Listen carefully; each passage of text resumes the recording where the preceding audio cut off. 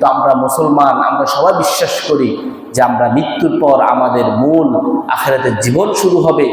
এখন আমরা যে দুনিয়ার জীবন পার করতেছি, এটা হচ্ছে আমাদের জন্য একটা পরীক্ষার ময়দান। আল্লাহ তাআলা আমাদেরকে পরীক্ষার ময়দানে প্রেরণ করেছেন।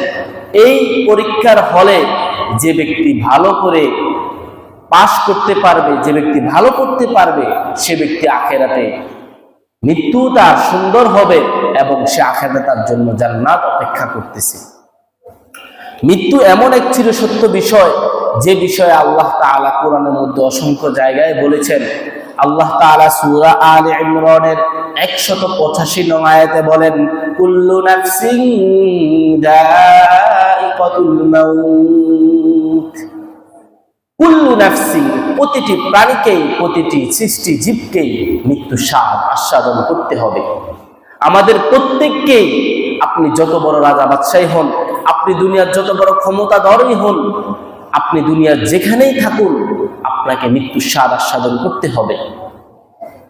পরবর্তীতে আল্লাহ তাআলা বলেন, ওয়া ইন্নামা তুওয়াফাউনা উজুরাকুম ইয়াওমাল কিয়ামাহ, ওয়া ইন্নামা তুওয়াফাউনা উজুরাকুম ইয়াওমাল কিয়ামাহ। কিয়ামতের দিবসে আল্লাহ তাআলা আমার আপনার এই প্রতিদানের পরিপূর্ণ বদলা দিবেন। ওয়া ইন্নামা তুওয়াফাউনা, আল্লাহ তাআলা আমাদেরকে পরিপূর্ণভাবে বুঝিয়ে দিবেন উজুরাকুম, আমি আপনি দুনিয়াতে যা করতেছি, যারা ভালো করতেছি তাদের কিয়ামতের দিন তারা সেই ভালো আমলের প্রতিদান পাবেন।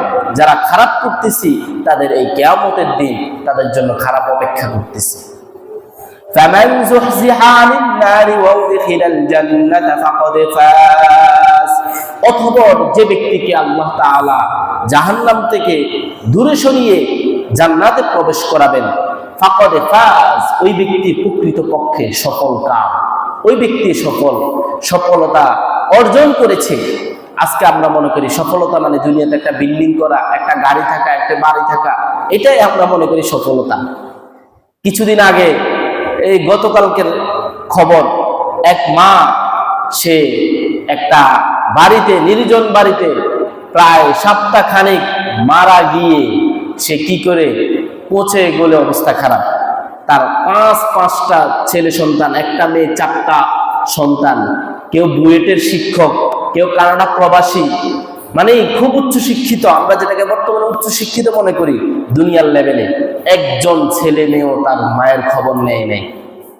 তো আমরা এটাকে অনেকে এগুলো নিয়ে গর্ব করি, আমার ছেলে কানাডা থাকে, আমার ছেলে অমুক জায়গায় থাকে, কিন্তু এগুলো গর্বের বিষয় না।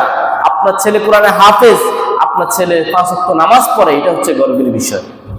আপনার ছেলে আপনার কথা মতো চলে, আপনি যেভাবে বলেন সেভাবে চলে, এটা নিয়ে গর্ব করেন।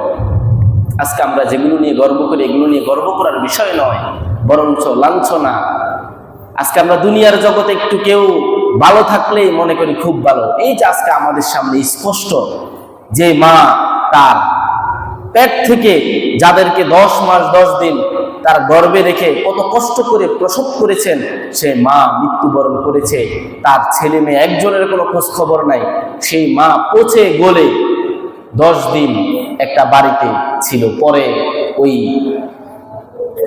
কি কয় সরকারি লোক ওই মাকে বের করে এনেছে। পরবর্তীতে খবর পাওয়া গেছে তার ছেলে সন্তান, একজন কানাডা প্রবাসী, একজন বুয়েটের শিক্ষক, একটা মেয়ে মনে হয় যথাসম্ভব উকিল, মানে সবাই বড় উচ্চ শিক্ষিত, আমরা যেটাকে উচ্চ শিক্ষিত মনে করি। এই হইল আমাদের দুনিয়ার শিক্ষার অবস্থা।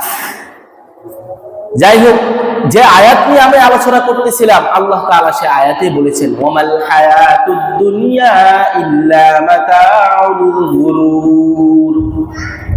দুনিয়ার এই জীবন ধোঁকা ছাড়া আর অন্য কোনো কিছুই না। দুনিয়া হচ্ছে একটা ধোঁকার জায়গা।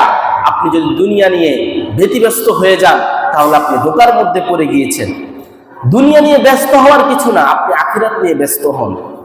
দুনিয়া আপনাকে থাকতে হবে, চলতে হবে, ফিরতে হবে। এই কারণে যতটুকু প্রয়োজন ততটুকু হলেই যথেষ্ট।